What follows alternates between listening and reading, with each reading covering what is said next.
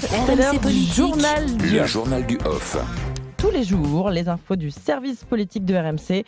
On vous raconte les coulisses de la campagne présidentielle. Salut Romain Cluzel. Bonjour Anaïs, bonjour à tous. Bonjour Romain, Philippe Devilliers. Jusqu'à présent, la prise de guerre du clan Zemmour, une alliance pour le meilleur et pour le pire, c'est le off du jour. Le meilleur pour les proches d'Éric Zemmour, c'est la stature de Philippe Devilliers, ancien secrétaire d'État et eurodéputé.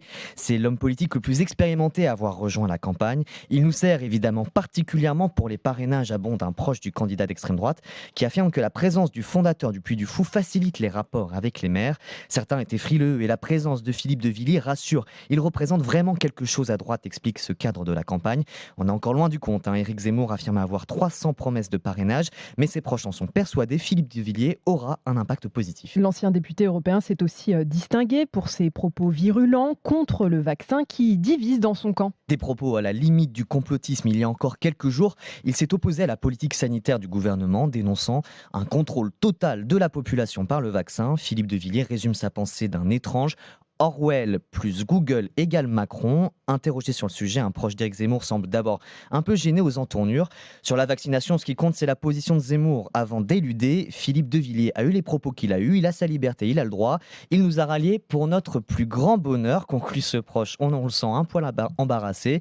D'autres assument totalement et valident les prises de position de Philippe Devilliers. Ça ne me choque pas, lance un membre de la campagne qui enchaîne. La science, ce n'est pas une vérité, c'est bien de se questionner sur certaines choses. On peut avoir une pensée complexe, dit ce soutien d'Éric Zemmour.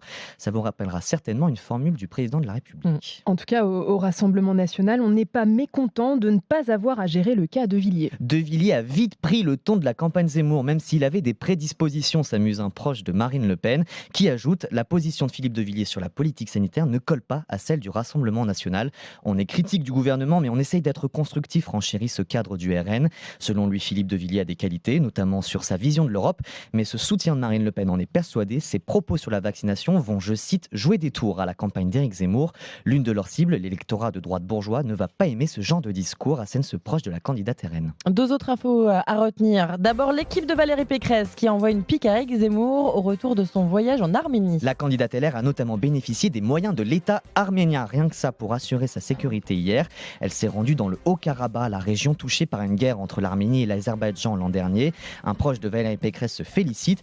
Elle a rencontré le président la veille qui s'est engagé à assurer sa sécurité. Rien à voir avec Zemmour. Lui, personne ne l'a vu tant c'est un cadre de la campagne de Pécresse. Avant un éventuel débat entre les deux candidats en février, le duel à distance a bel et bien démarré. Anne Hidalgo persiste et réclame un débat à gauche malgré les refus. À commencer par celui de Yannick Jadot. En privé, le candidat écolo et ses soutiens ne se privent pas de critiquer cette initiative. On est à 4 mois de l'élection, il faut arrêter le nombrilisme et commencer à parler à tous les Français.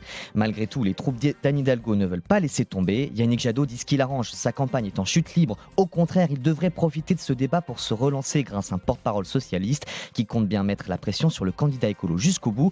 Si au final, il n'y a ni débat ni primaire, ils auront du mal à dire qu'ils voulaient l'union, tacle ce proche d'Hidalgo un peu exaspéré par la situation. Merci beaucoup Romain. Anne Hidalgo qu'on retrouve ce matin face à Jean-Jacques Bourdin puisqu'elle sera là, son invitée. Rendez-vous à 8h35 sur RMC et BFM TV. À demain Romain. À demain.